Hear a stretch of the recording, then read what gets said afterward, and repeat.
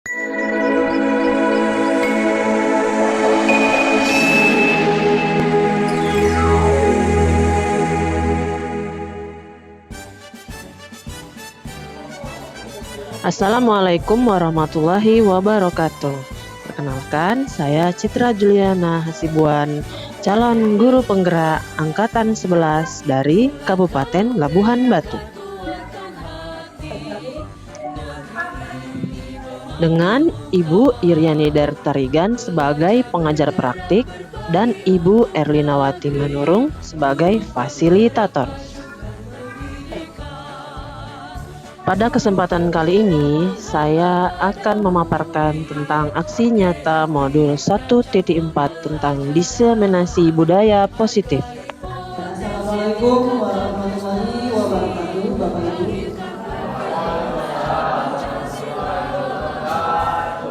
Selamat pagi, salam sejahtera bagi kita semua. Yang pertama-tama puji syukur kepada Tuhan Yang Maha Esa yang masih memberikan kita nikmat kesehatan, yang mana bisa kita berkumpul di hari yang bahagia ini. Di sini saya berdiri untuk mempresentasikan yang harus saya sampaikan kepada Bapak Ibu, yaitu tentang budaya positif yang sudah saya pelajari pada pendidikan guru penggerak selama 2 bulan ini, Bapak Ibu. Jadi berdirinya saya di depan Bapak Ibu bukan berarti mau mengajari Bapak dan Ibu sekalian. Mungkin hanya keberuntungan saya sebagai guru penggerak angkatan ke-11 sehingga saya bisa berdiri di depan Bapak Ibu sekalian. Dan bukan berarti saya lebih pintar ya Bapak Ibu. Mungkin Bapak Ibu sekalian yang berada di ruangan ini adalah senior saya, adalah orang-orang yang lebih berpengalaman dari saya, adalah orang-orang yang memiliki pengetahuan yang lebih. Cuman saya di sini sebagai memfasilitasi apa yang sudah saya pelajari. Di sini hari ini saya mengajak Bapak Ibu untuk mengubah cara kita menghadapi anak-anak kita. Yang tadinya kita itu selama ini yang kita buat seharusnya tidak begitu. Jadi yang saya sosialisasikan di sini adalah budaya positif yang harus kita implementasikan, yang harus kita terapkan kepada anak-anak kita. Supaya apa Bapak Ibu? Supaya pembelajaran kita itu tetap berfokus, tetap berpusat kepada anak kita. Jadi kita itu tidak membuat mereka itu merasa tegak, tidak buat mereka merasa takut dengan kita. Begitu ya Bapak Ibu ya. Atau yang selama ini Bapak Ibu lakukan itu adalah supaya saya takut, saya harus ditakuti, saya harus disegani, atau begitu? Tidak Bapak Ibu. Jadi maunya Bapak Ibu, di sini saya mengajak sekali lagi agar kita sebagai pendidik, sebagai seorang guru harusnya itu mengayomi, melindungi serta mengajak siswa untuk menjadi karakter pribadi yang lebih positif. Setuju Bapak Ibu? Sebelum saya memulai presentasi saya pada pagi ini, marilah kita berdoa menurut ajaran dan keyakinan kita masing-masing. Berdoa dimulai.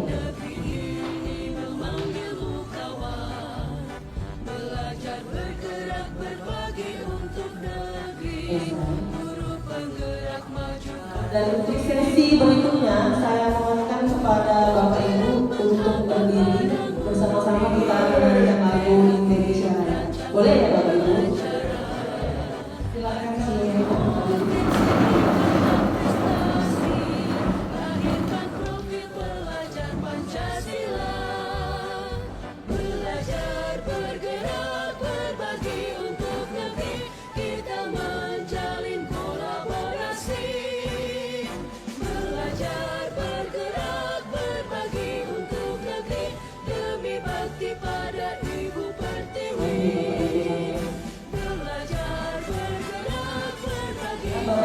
siap?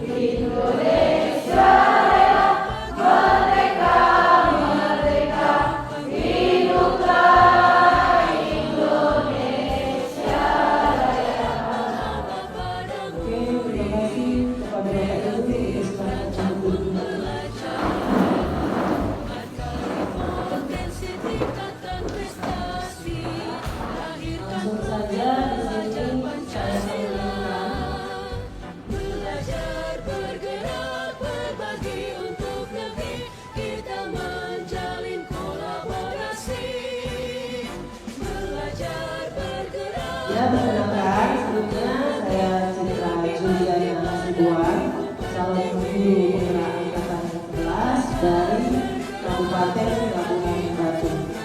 Jadi, pendirinya saya di sini yang tadi saya sampaikan yaitu saya ingin mengajak Bapak Ibu untuk mengenal, menerapkan dan mengimplementasi budaya positif di sekolah.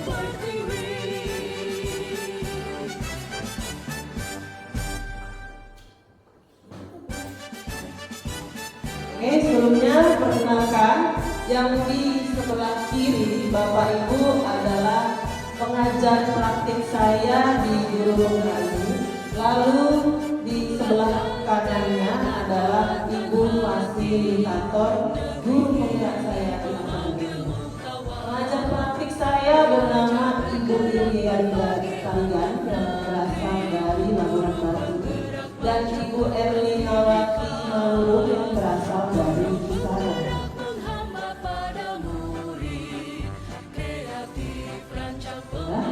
Ya, masih tentang budaya positif. Jadi, seperti yang Bapak Ibu lihat pada tampilan wilayah, budaya positif adalah kebiasaan yang menerapkan nilai-nilai kebajikan untuk mencapai keselarasan hidup dan berperilaku sesuai keyakinan. Budaya positif dapat diterapkan di sekolah untuk menumbuhkan karakter nilai-nilai seharian yang akan menjadi rekam jejak sejarah dalam kisah perjalanan anak ketika menjadi pelajar di sekolah. Jadi Bapak Ibu, setujukah dengan apa yang saya bilang ini? Kita mau menciptakan insan berkarakter jelek, setuju nggak? Ya. Jadi yang mau kita ciptakan itu adalah wujud insan pribadi karakter yang bagaimana? Yang pastinya yang positif, yang berakhlak mulia, yang ramah, yang sopan, yang santun, ganteng, cantik.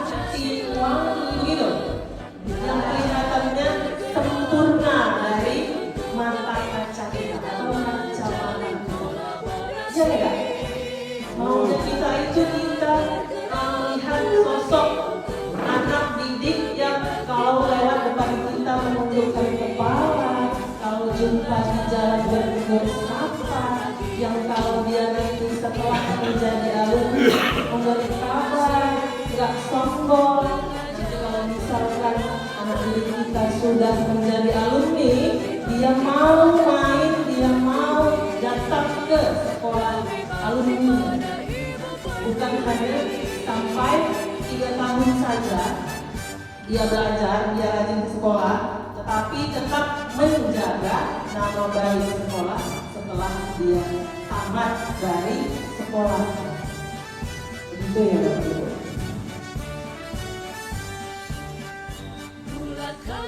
Budaya positif tujuannya adalah, tujuan dari pelaksanaan pendidikan di sekolah adalah membentuk anak menjadi generasi yang berpendidikan cerdas. Saya rasa ini sudah menjadi tujuan bersama kita untuk menjadikan insan-insan yang cerdas, bukan hanya pintar. Pintar saja tidak cukup loh Bapak Ibu. Dia harus pintar, cerdas, berkarakter. Oleh karena itu, agar hal itu bisa terwujud, maka dilaksanakan kegiatan pembelajaran di sekolah dan proses pembiasaan yang baik. Sejak dini lah Bapak Ibu kita tanamkan karakter-karakter itu. Misalkan kelihatan sampah di depan mata, tidak usah lagi Bapak Ibu suruh bagaimana anak itu bisa tersadar, bisa sadar diri tanpa disuruh, nak kutip, tanpa harus begitu, dia sudah mengutip dengan sadar diri. Bagaimana kita menciptakan karakter-karakter yang seperti itu tanpa harus kita kejamkan. Jangan terlambat, saya pusat nanti 50 tanpa harus kita mengeluarkan kalimat yang seperti itu. Nah, bagaimana caranya? Mari sama-sama kita belajar dan bersabar hati menghadapi anak didik. Proses pembiasaan itu disebut dengan budaya pembiasaan. Agar terbentuk murid berkarakter baik dan unggul, maka sekolah harus membangun budaya positif di lingkungan sekolah. Saya rasa kalau budaya positif itu tidak hanya harus kita terapkan di sekolah saja. Jika kita sudah tanamkan di sekolah, maka saya harapkan budaya positif yang tadi kita harapkan menjadikan karakter itu positif dibawa ke luar sekolah ataupun kemanapun anak didik kita pergi. Ya, di mana dia ditempatkan, kemana dia pergi, kemana dia berada, itu di dalam kota, di luar kota, di dalam negeri ataupun di luar negeri. Saya harap apa yang sudah kita tanamkan nanti akan dijaga terbawa. Semoga ya Pak Ibu. Budaya positif merupakan perwujudan dari nilai atau keyakinan universal yang diterapkan di sekolah. Budaya positif yang diterapkan di sekolah adalah salah satu perwujudan dari visi guru yang mengandung nilai-nilai kebajikan. Jadi Bapak Ibu, setiap sekolah itu pasti punya visi sekolah. Visinya apa? Misinya apa? Kenapa tiap sekolah itu mempunyai beda visi? Sebenarnya intinya sama. Intinya sama, mewujudkan insan, menciptakan karakter, menanamkan karakter yang positif. Hanya saja beda apa? Beda kalimat. Tapi intinya sama, tujuannya sama. Ciptakan anak yang mempunyai kompetensi, karakter, akhlak mulia.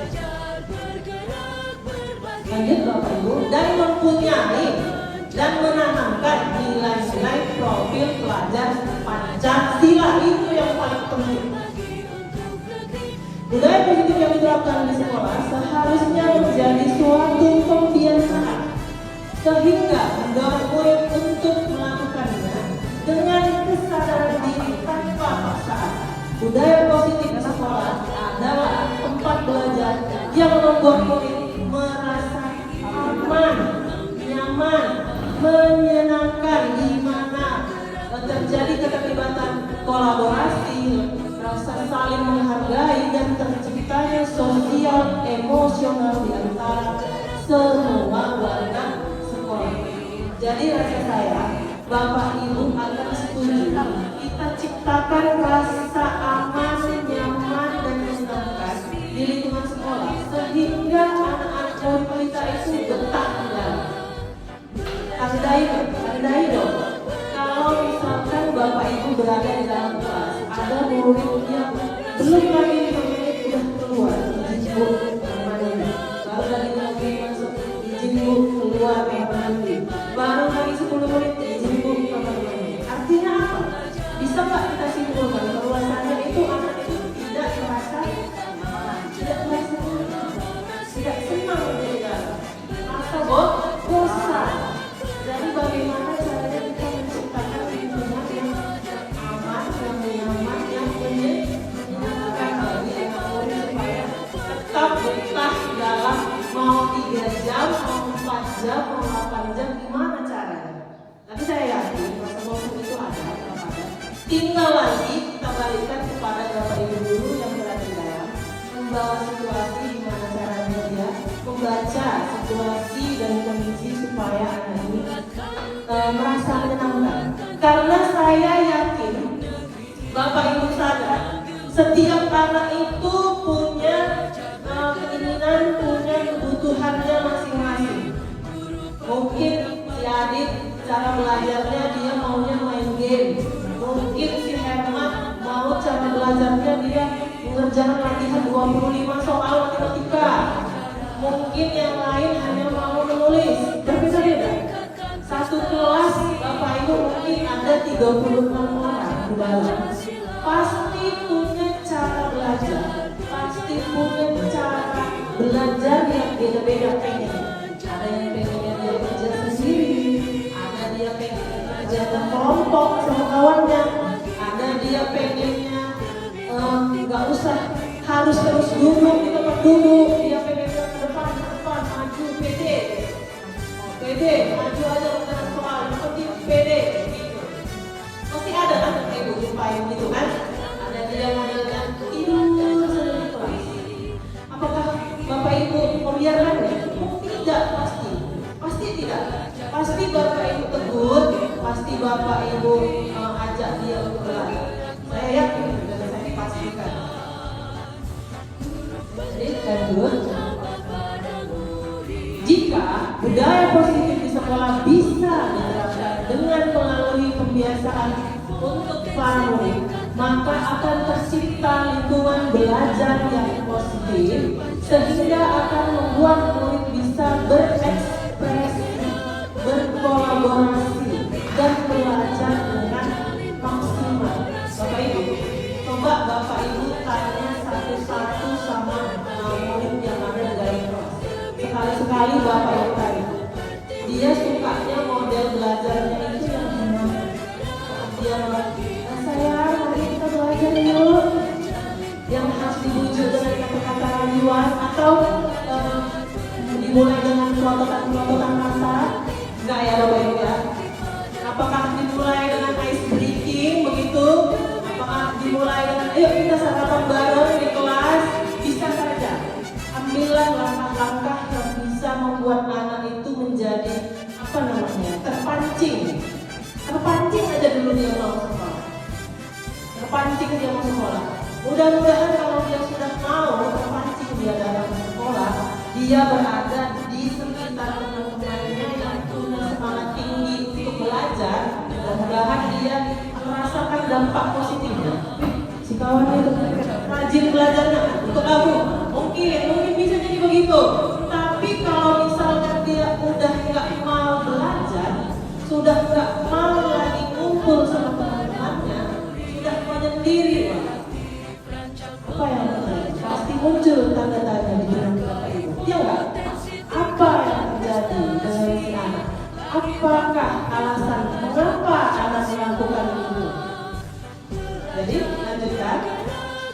Pengembangan budaya positif dapat menumbuhkan motivasi intrinsik dalam diri anak untuk menjadi pribadi yang bertanggung jawab dan berbudi pekerti luhur serta akhlak mulia. Agar pengembangan budaya positif bisa dilaksanakan, maka diperlukan langkah-langkah dan strategi dalam mewujudkan budaya positif setiap sekolah punya strategi tersendiri.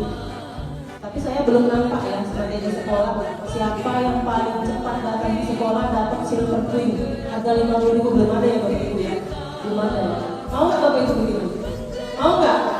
Rasa saya kalau dibuat begitu, berlomba-lomba anak yang bakal datang duluan ke sekolah. Habis gaji Bu dibuatnya. Aduh. Jadi kan Bapak Ibu mungkin harus kita buat gebrakan baru supaya anak merasa senang datang ke sekolah. Gimana caranya anak itu bisa senang dari mulai dia datang sampai dia pulang tanpa menciptakan rasa rasa sedih, rasa kecewa, murung, dia merasa nggak dikawani sama kawannya. Bagaimana kita ciptakan kondisi yang seperti itu? Itu akan terjawab.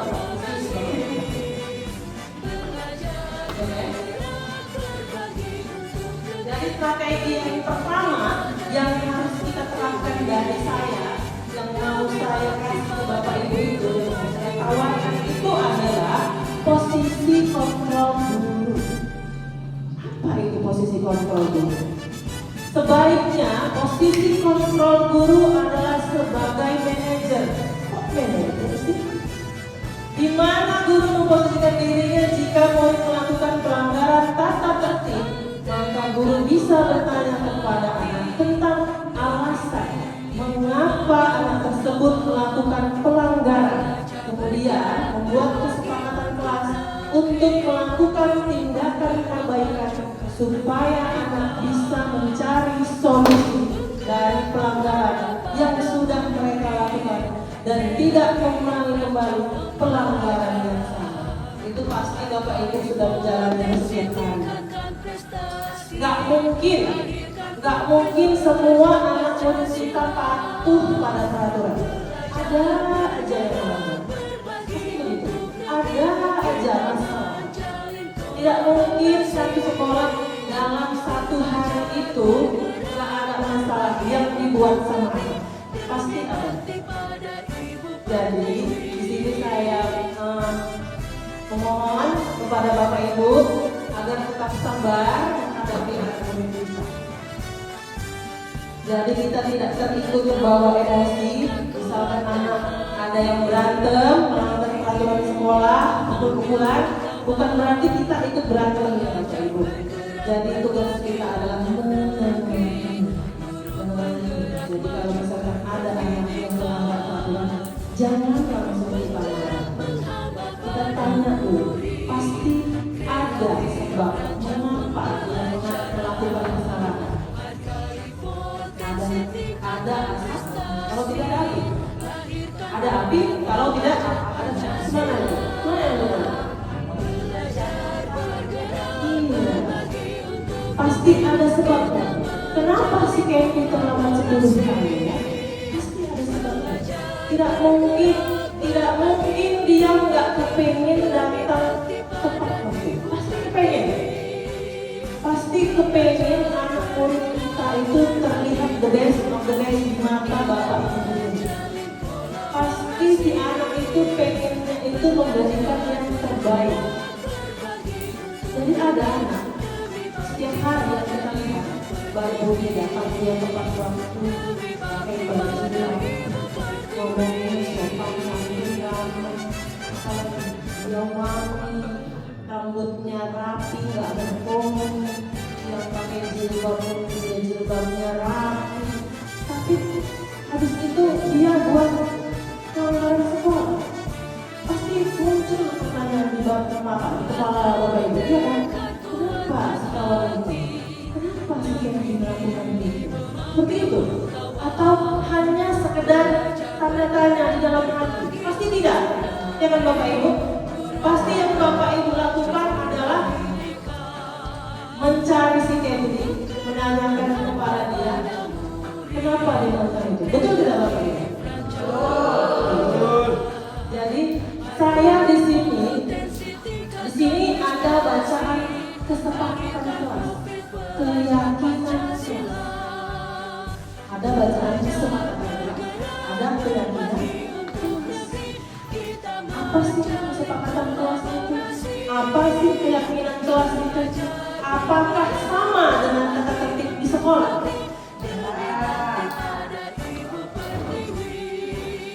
Jadi intinya keyakinan kelas dan peraturan sekolah itu adalah keyakinan yang harus ditanamkan kepada murid kita agar menjadi pribadi yang disiplin, menjadi pribadi yang berkarakter positif.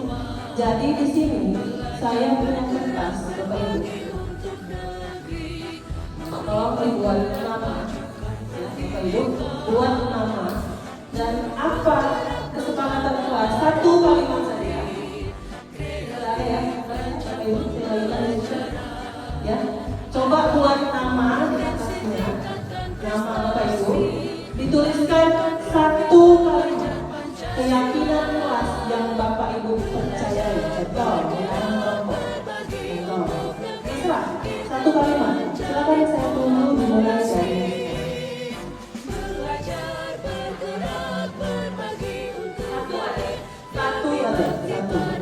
Nama Bapak Ibu di atas, kemudian satu kalimat keyakinan kelas yang Bapak Ibu percaya.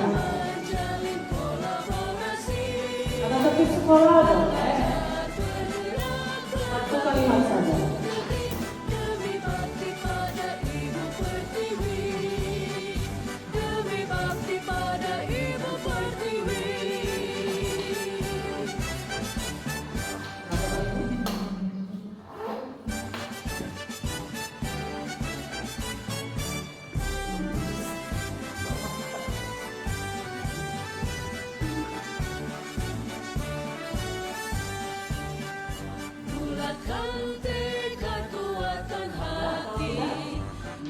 Ya Bapak Ibu, kalau sudah bisa dioper aja sapi sendiri, dioper aja, kalau usah dijalan Bapak Ibu, dioper aja. Dioper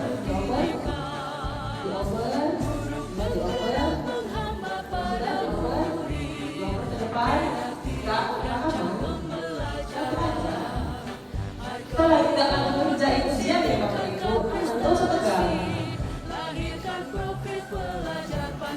Gak usah tegang, ini bukan ujian nasional.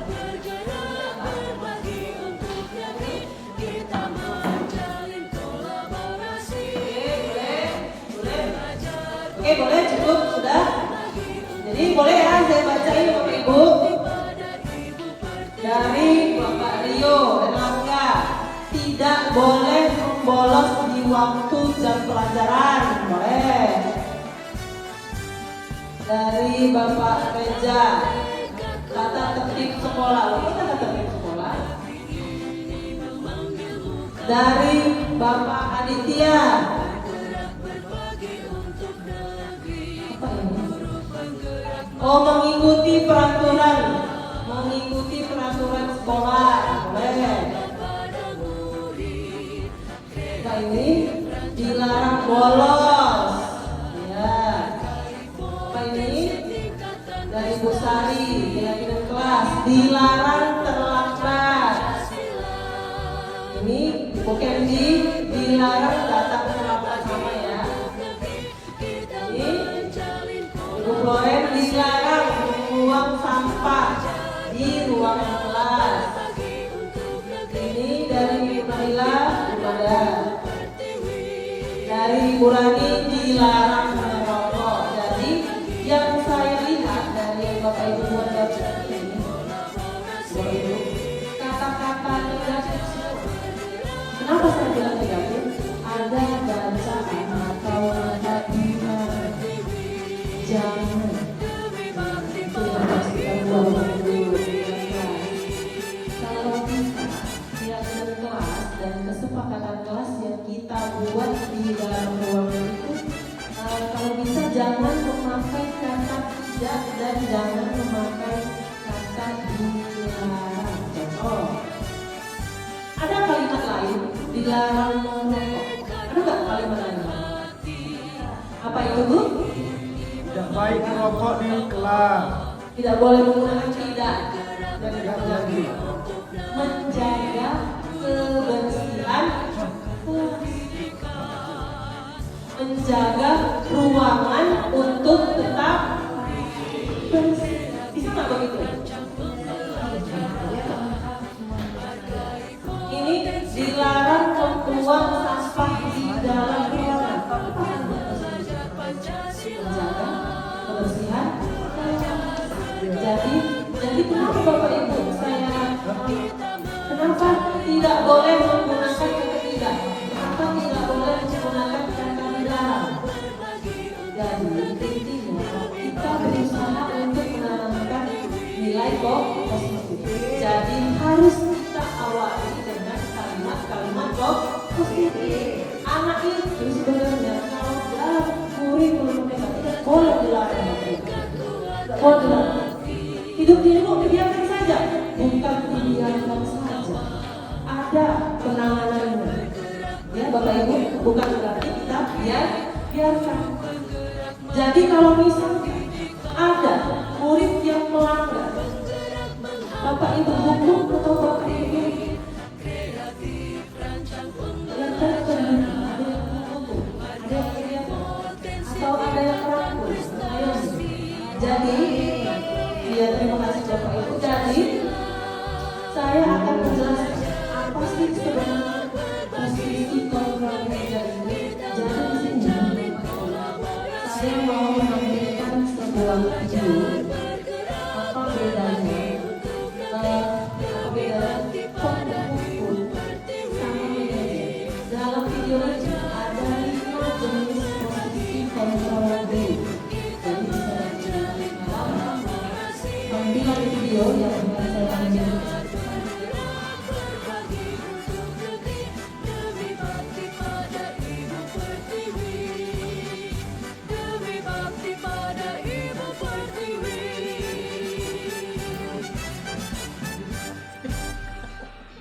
Oke, masih iklan.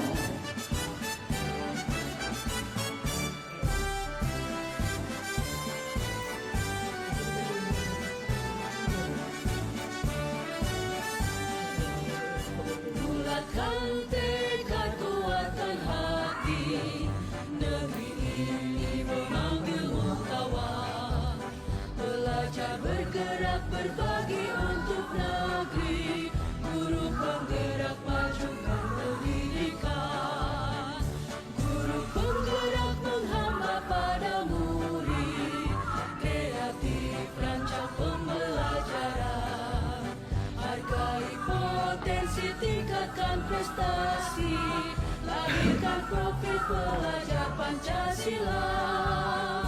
Belajar bergerak berbagi untuk negeri, kita menjalin kolaborasi.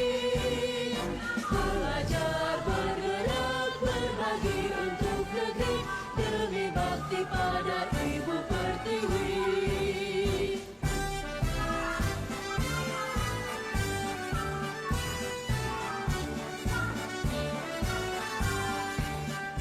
Bulatkan tekad, kuatkan hati, negeri ini. Dari barusan, pernahkah Bapak Ibu lakukan posisi kontrol yang seperti itu?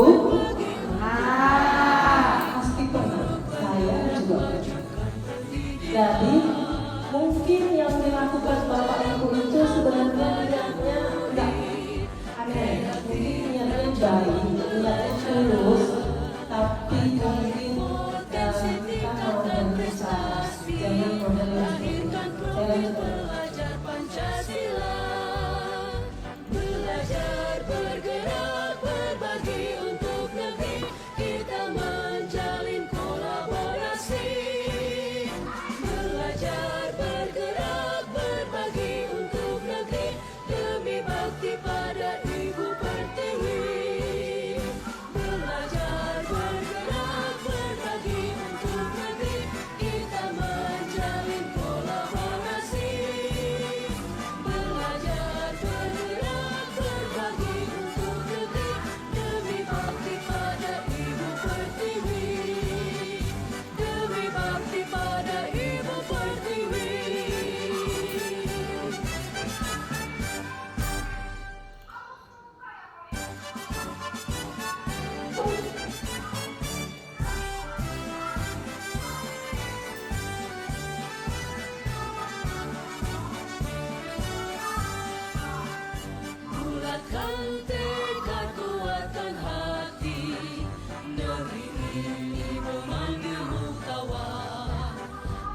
Belajar bergerak berbagi untuk negeri, guru penggerak majukan pendidikan, guru penggerak menghamba pada murid. Ya, jadi yang barusan itu adalah posisi kontrol guru sebagai pembuat naskah bersama.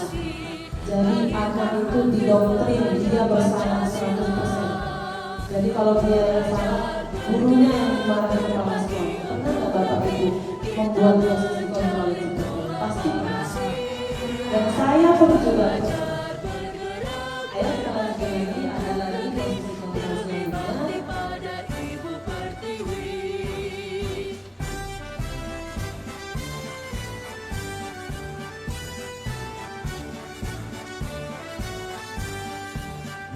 bulatkan tekad, kuatkan hati, negeri ini memanggilmu kawan.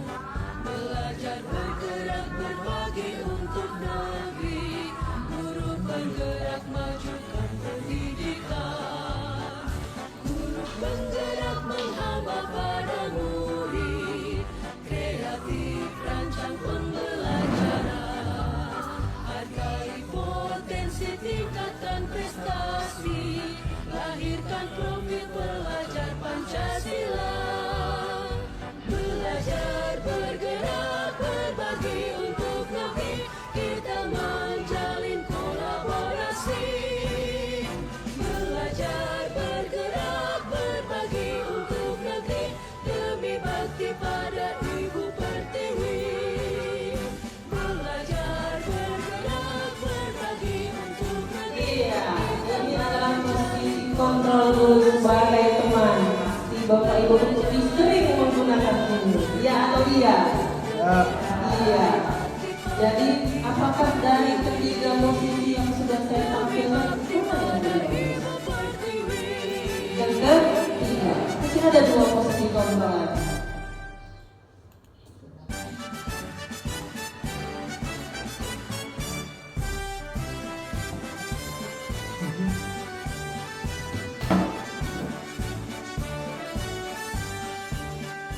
Bulatkan tekad, kuatkan hati, negeri ini memanggilmu kawan. Belajar bergerak berbagi untuk negeri, guru penggerak majukan pendidikan, guru penggerak menghamba pada murid, kreatif rancang pembelajaran, hargai potensi, tingkatkan prestasi, lahirkan profil pelajar Pancasila. Belajar bergerak berbagi untuk negeri, kita menjalin kolaborasi. Belajar bergerak Tiga posisi yang akan saya sosialisasikan. demi bakti pada Ibu Pertiwi.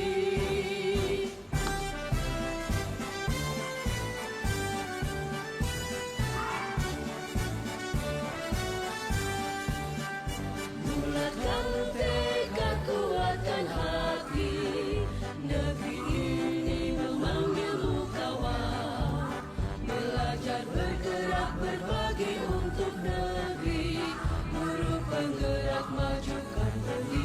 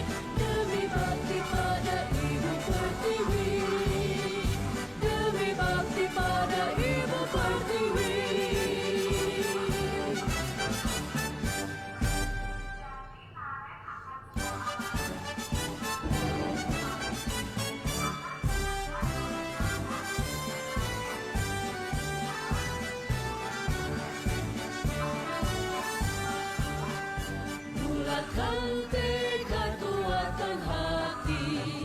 Negeri ini memanggilmu kawan. Iya, itu dia Bapak Ibu. Untuk negeri, guru penggerak majukan pendidikan. Guru penggerak menghamba padamu. Jadi setelah Bapak Ibu menonton video 5 posisi kontrol guru, yang mana yang paling menarik untuk Bapak Ibu lakukan? Yang terakhir, yang kedua, yang ketiga? Saya harap kita berada di posisi kontrol yang paling terakhir, yaitu sebagai manajer ya Bapak Ibu. Jadi apa fungsinya? Kita bangkit kita merasa sadar diri solusinya dari mana? Dimulai permasalahannya juga dari dia. Apa solusi terbaik yang bisa dia lakukan, yang bisa kita gali? Posisi kita hanya menggali, posisi kita hanya menanamkan karakter, posisi kita memancing agar dia berpikir secara kritis. Apa solusi terbaik yang bisa dia lakukan untuk siapa? Untuk dirinya sendiri. Ya Bapak Ibu. Jadi masih saya lanjutkan.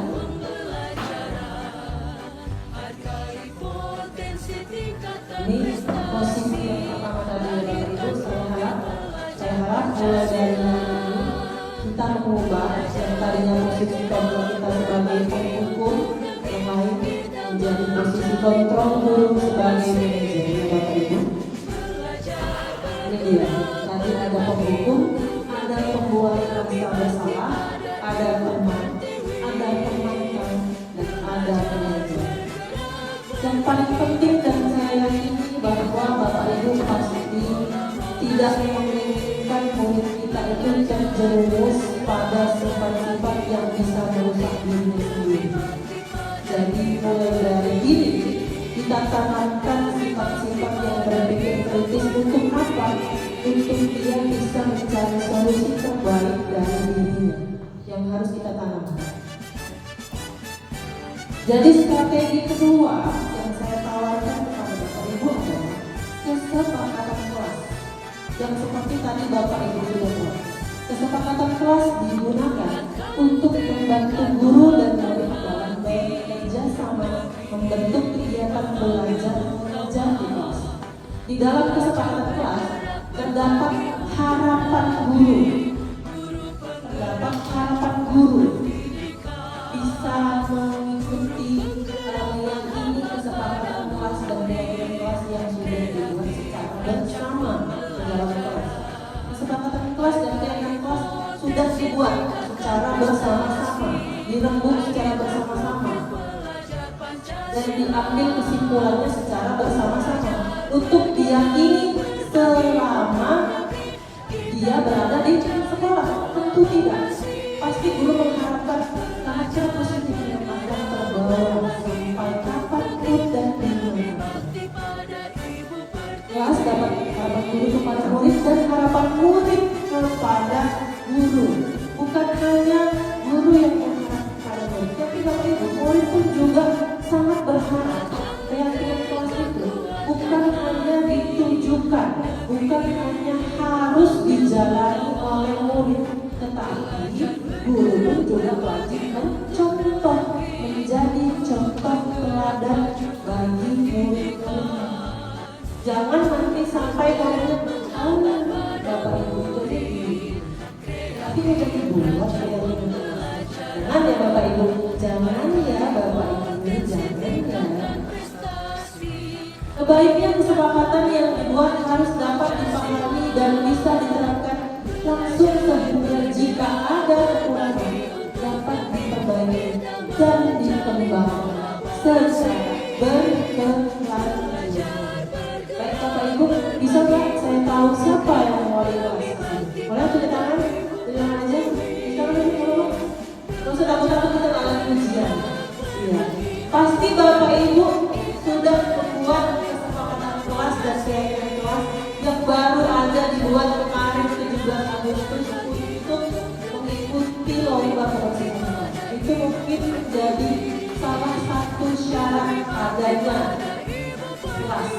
penilaian juri harus ada untuk menambah nilai kebersihan kelas. Saya yakin Bapak Ibu guru sudah keluar dari kelas. Dalam bentuk apa? Dalam bentuk lisan? Dalam bentuk ucapan? Pasti tidak. Pasti Bapak Ibu menempelkannya di dinding supaya apa? Supaya bisa dibaca oleh seluruh warga sekolah, bukan hanya murid, tetapi saya juga, kita sebagai pendidik. Saya baca di kelas ini, oh ini kesepakatan kelas ini. Saya masuk ke kelas 11, oh ini kesepakatan kelas ini. Berbeda-beda, tapi punya tujuan yang sama, menanamkan karakter positif yang menciptakan budaya positif. Jadi Bapak Ibu mungkin bisa menarik kalau Bapak Ibu tambahkan mata untuk yang menarik, mata untuk membaca.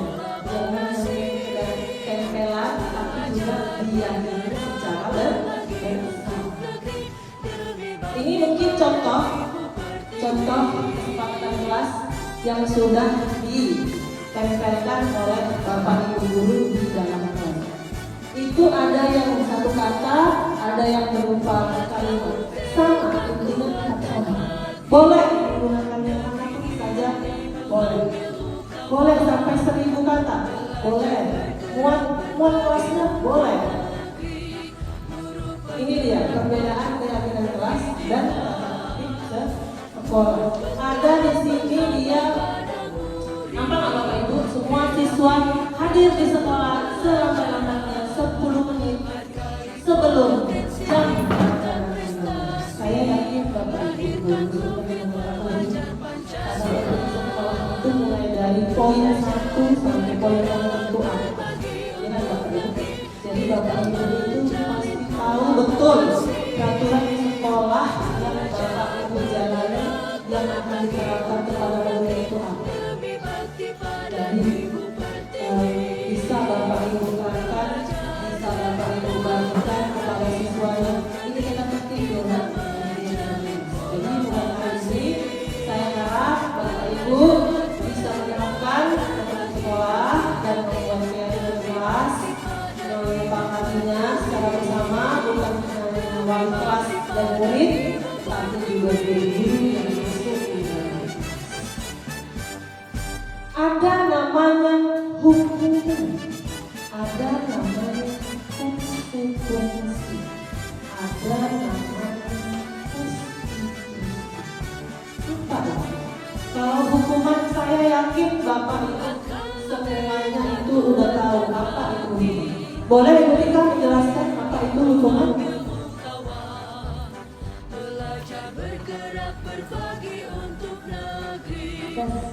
Ya baik, terima kasih banyak atas kesempatan yang diberikan oleh Ibu Citra Juliana. Hukuman menurut saya adalah tindakan yang dilakukan oleh seorang yang kita sebut dengan guru untuk memberikan sesuatu konsekuensi kepada anak atas pelanggaran yang telah dilakukan.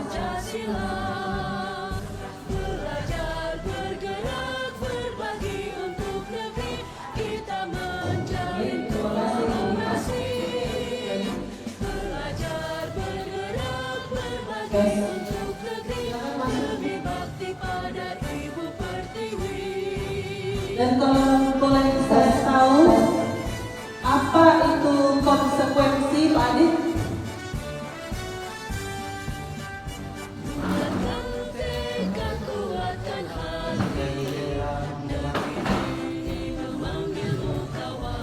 Terima kasih Pak Adit. Jadi di dalam budaya positif kita dikembangkan oleh 3 jenis apa namanya?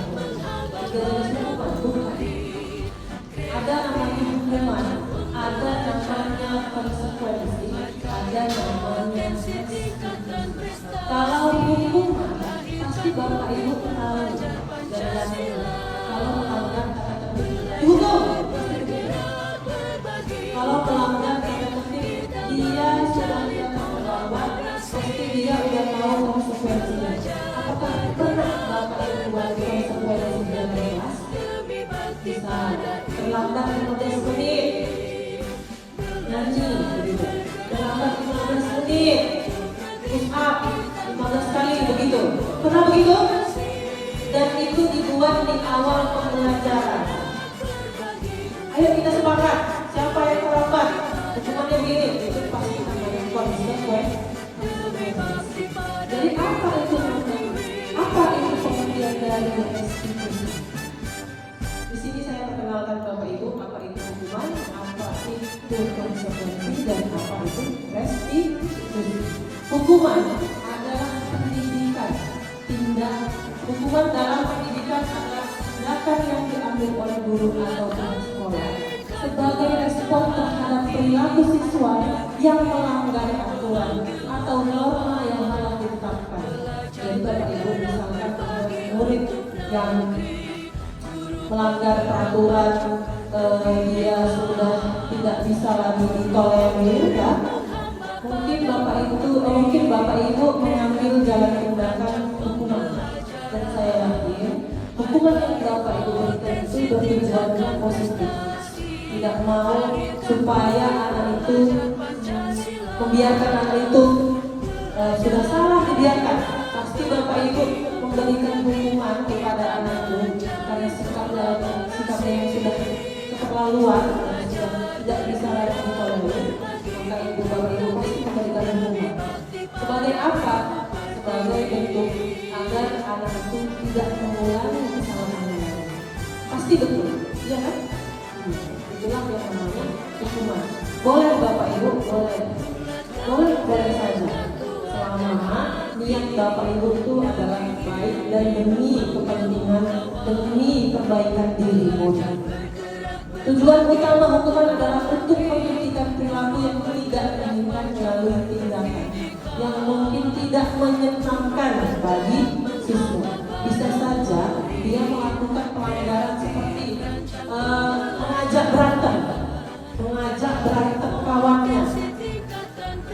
Gak ada sebab akibat pun kawannya diajak berantem. Saya rasa itu Bapak Ibu setuju itu tidak diperbolehkan dilakukan seterusnya oleh murid. Pasti ada tindakan tegas.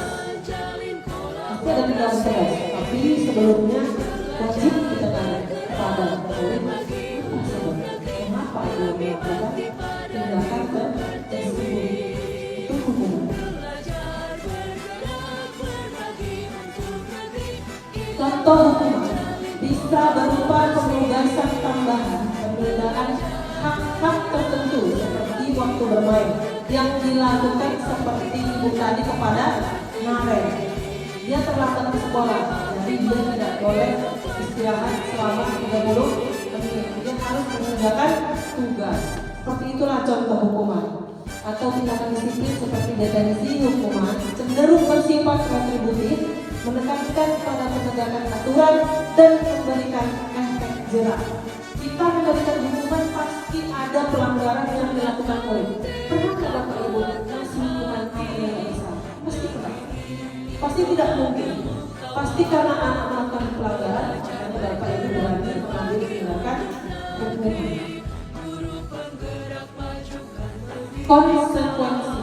Konsekuensi adalah hasil atau akibat alami dari perilaku siswa yang dapat terjadi tanpa campur tangan guru. Konsekuensi dalam pendidikan lebih bersifat logis dan terkait langsung dengan tindakan siswa. Jadi saya punya contoh begini.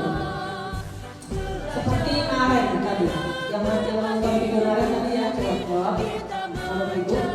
Naren tadi terlambat dan disuruh mengelilingi lapangan sebanyak 5 kali. Itu hukuman atau konsekuensi? Itu hukuman. Itu hukuman. Tetapi konsekuensi itu contohnya begini. Misalkan saya guru olahraga, lalu kemudian saya masuk ke ruangan 11/1. Saya mendapati salah satu siswa saya bernama Noren tidak memakai baju olahraga. Lalu saya dan seluruh satu kelas 11/1 itu sudah membuat kesepakatan bagi siapa yang tidak memakai baju boleh berolahraga. Itu hukuman atau konsekuensi? Iya betul Bapak Ibu, itulah konsekuensi. Jadi tahu ya Bapak Ibu gimana perbedaan hukuman dengan perbedaan konsekuensi. Dia lebih logis ya, bersifat logis. Misalnya, jika seorang siswa tidak menyelesaikan tugasnya, konsekuensi logisnya adalah dia tidak siap untuk ujian atau tidak mendapatkan nilai yang baik. Konsekuensi membantu siswa memahami hubungan sebab akibat antara tindakan mereka dan hasil yang dihasilkan, serta mendorong mereka untuk mengambil tanggung jawab atas perilakunya. Seperti tadi Bapak Ibu ya, dia tidak menggunakan baju olahraga seperti tadi, sehingga dia tidak boleh berolahraga. Supaya apa? Kita menanamkan apa? Menanamkan rasa tanggung jawab agar si anak berpikir kritis, berpikir positif.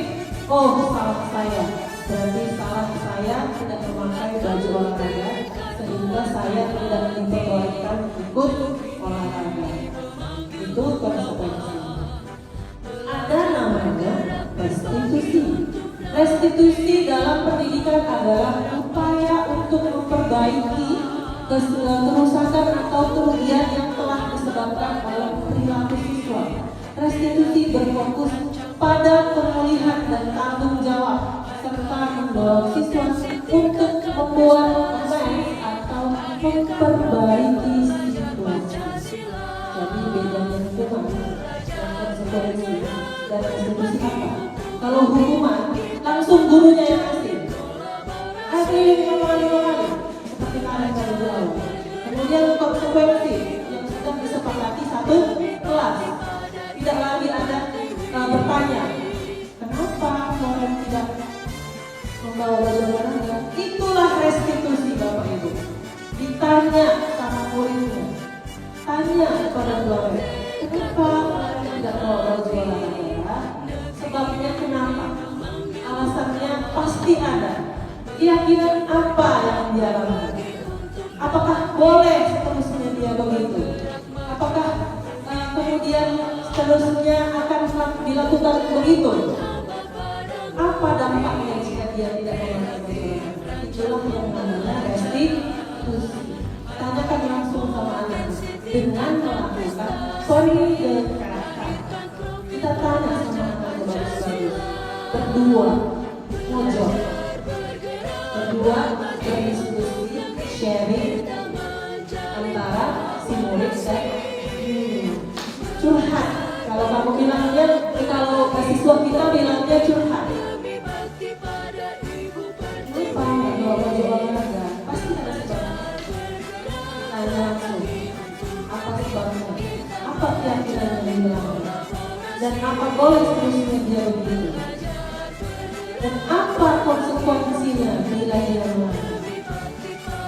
Ya Bapak Ibu, jadi dari antara ketiga yang sudah kita pelajari, hukuman, konsekuensi, dan restitusi, bagian mana yang seharusnya kita laksanakan? Jadi saya harapkan kepada Bapak Ibu semuanya, kita menerapkan restitusi.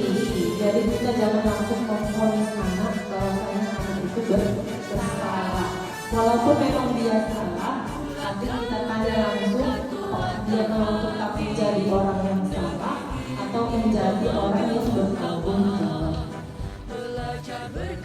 Contohnya, jika seorang siswa merusak properti sekolah, restitusi bisa berupa tindakan memperbaiki atau mengganti barang yang rusak atau melakukan pelayanan yang bermanfaat bagi komunitas sekolah. Restitusi membantu siswa belajar mengenai konsekuensi sekolah dan moral dari tindakan mereka, serta mengembangkan empati dan kesadaran sosial. Contoh, ini lagi ujian sekolah pakai kertas lembar jawaban yang sudah disediakan. Ada dua murid yang bergabung, si A dan si B. Si B menumpahkan air ke meja sehingga rusaklah lembar jawaban si A. Si B disuruh mengganti menyusul mencari lembar jawaban konsekuensi atau restitusi Bapak Ibu? Restitusi. Dia sudah kenal konsekuensi yang harus dia jalani. Dia sadar, dia jadi dia mengambil tindakan. Itu Bapak Ibu.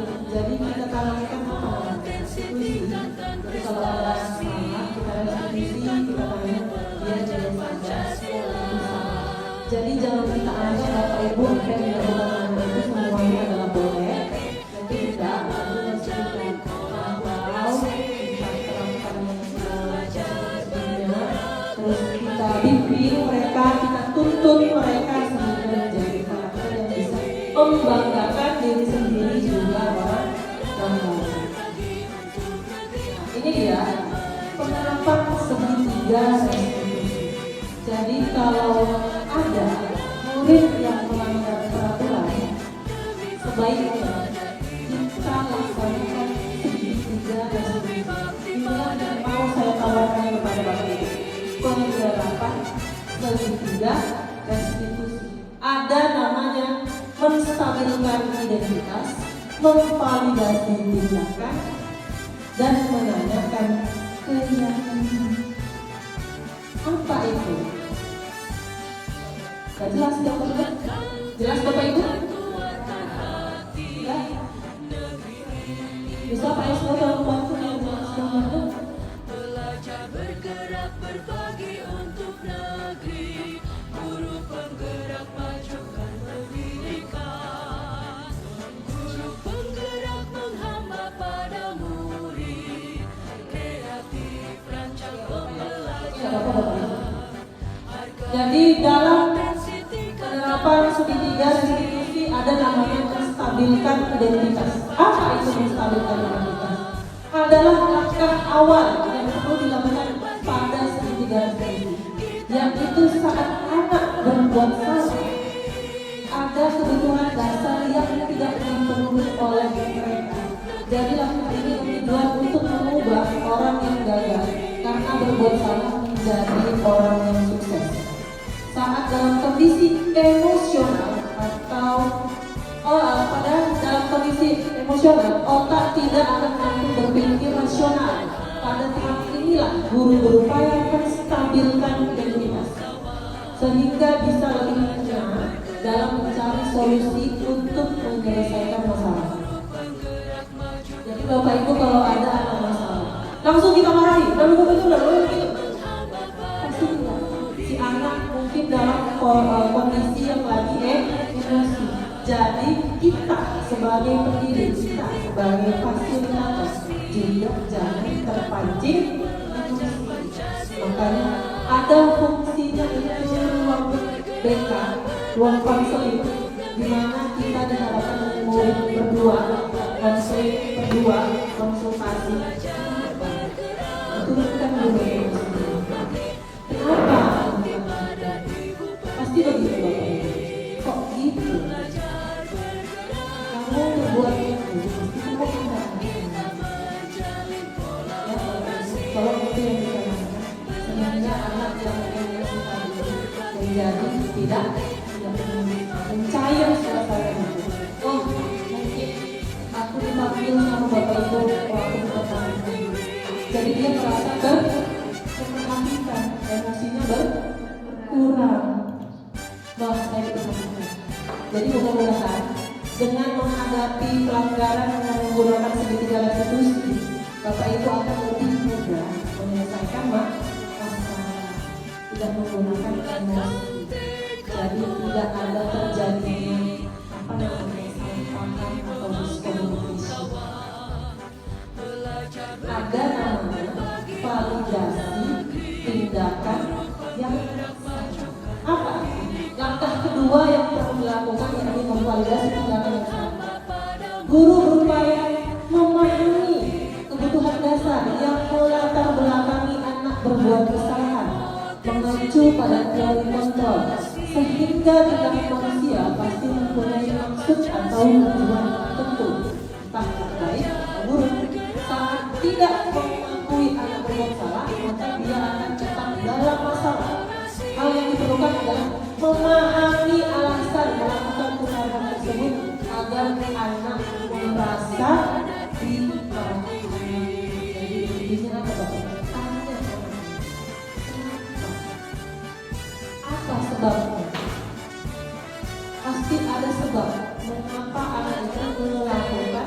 ke dia tidak mungkin terpancing emosi kalau tidak ada yang memancing. Gak mungkin tiba-tiba apinya hidup, gak mungkin. Pasti ada minyak bensin yang membakar, jadi terbakar. Lanjut, ada ketiga, menanyakan keyakinan. Ini yang paling penting Bapak Ibu. Keyakinan apa yang sudah dilakukan oleh kita? Apakah kedisiplinan? Apakah menghargai orang lain? Atau apa?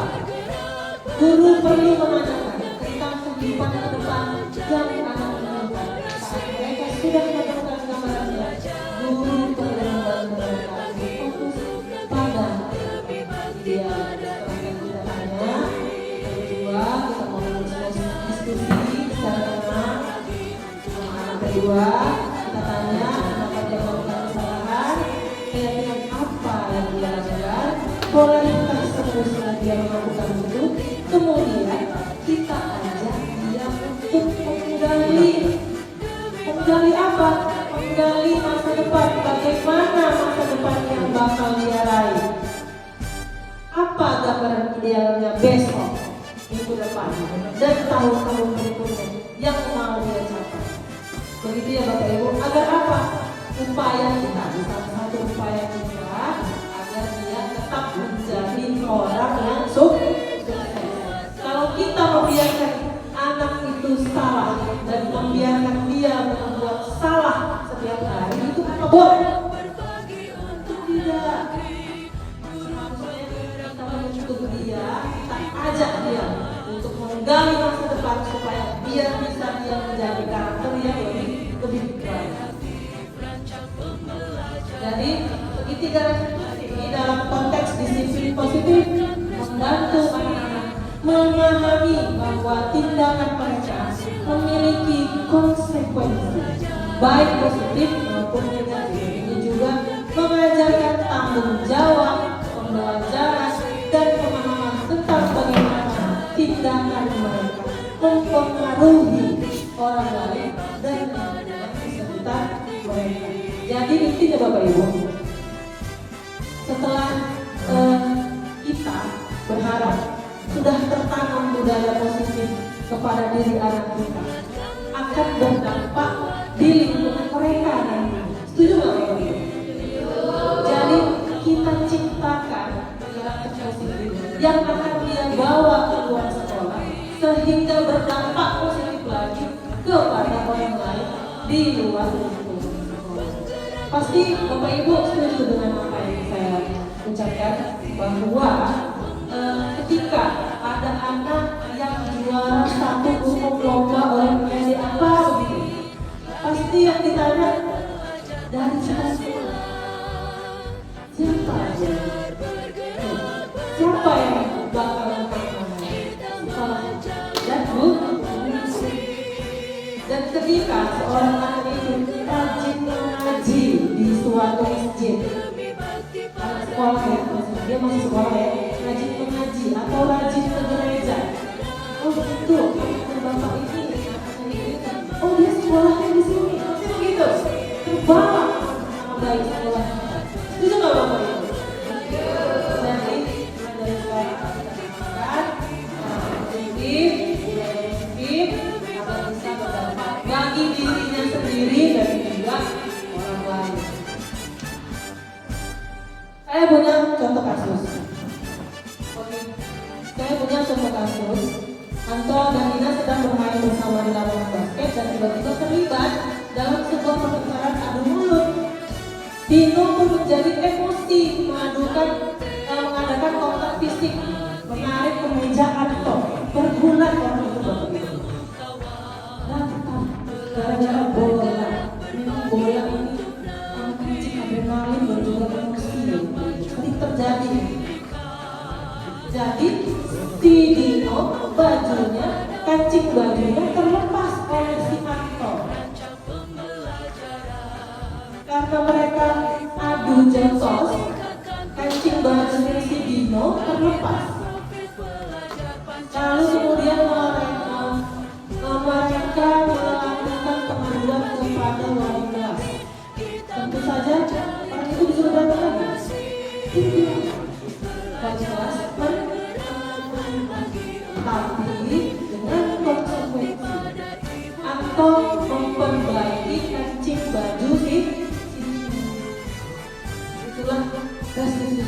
yang dilakukan oleh wali kelas terhadap Anto dan Dino. Tidak membiarkan mereka berantem, tetapi mendinginkan, memunculkan konsep konsekuensi dan menanamkan. Di sini ada hasilnya Bapak Ibu. Menstabilkan identitas. Dino pun mengalir bercerita tentang kesalahan hatinya. Ibu wali kelas pun melanjutkan bahwa membuat kesalahan adalah hal yang manusiawi. Yang pertama kita tanamkan itu adalah itu Bapak Ibu. Setiap orang tidak sempurna, pasti pernah melakukan kesalahan. Supaya apa kita menghilangkan itu? Supaya turun emosi,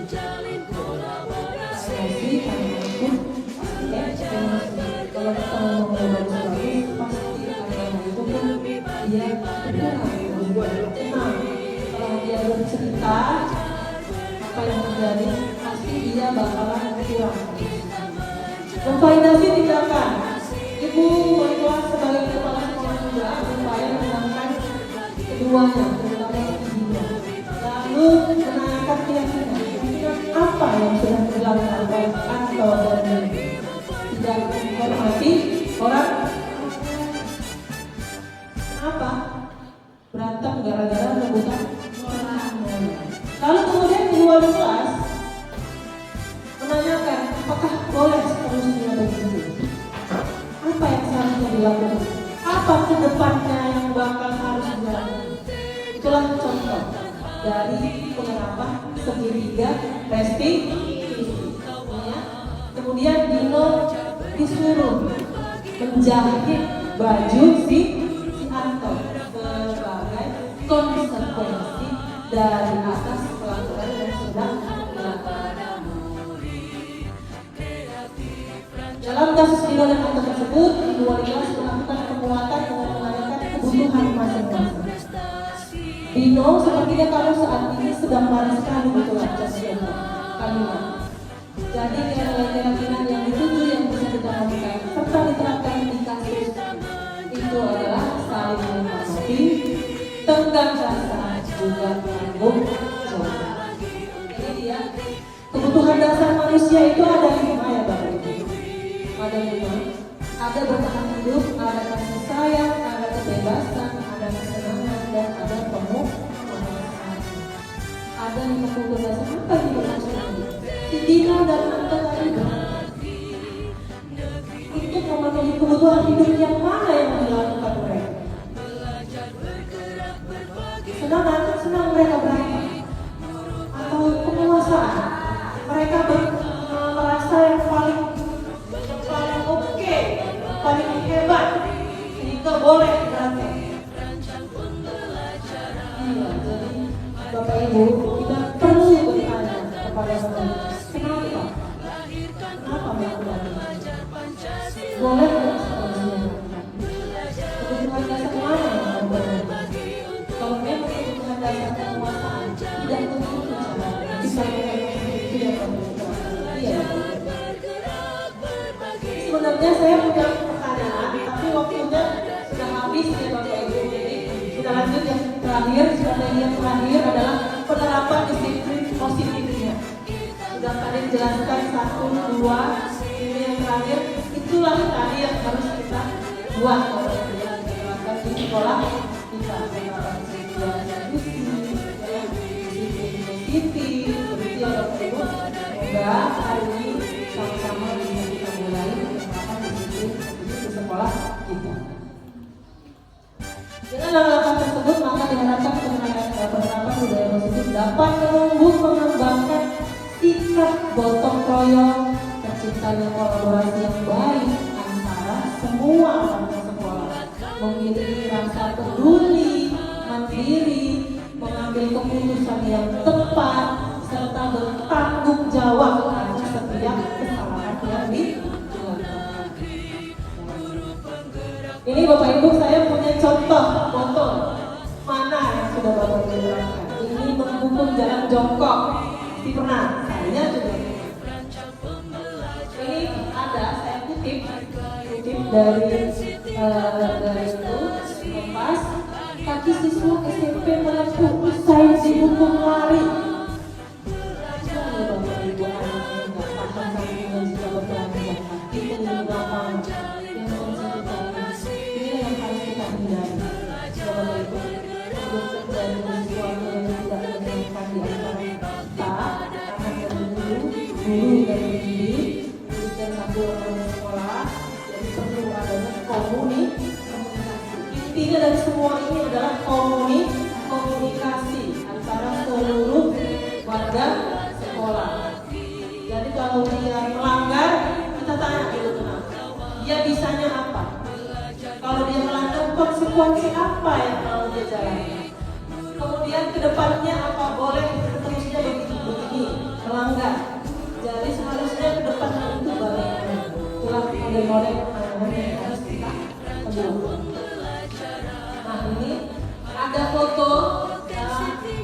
Kalau itu nampak ada salah satu guru fotografi ya, Bapak Abdi. Ini yang bawa adalah anak yang bermasalah. Jadi inilah mungkin sebelum foto tadi ini yang foto sebelumnya penerapan segitiga SDGs. Jadi ada anak yang berantem terjadi anak aduh tanya kenapa dipanggil orang tua untuk menyelesaikan masalah bukan menimbulkan masalah baru. Ini saling berkonsultasi dengan pihak sekolah, dengan wali murid, dan ini terjadi berpelukan. Inilah hasilnya masalah terselesaikan dengan baik.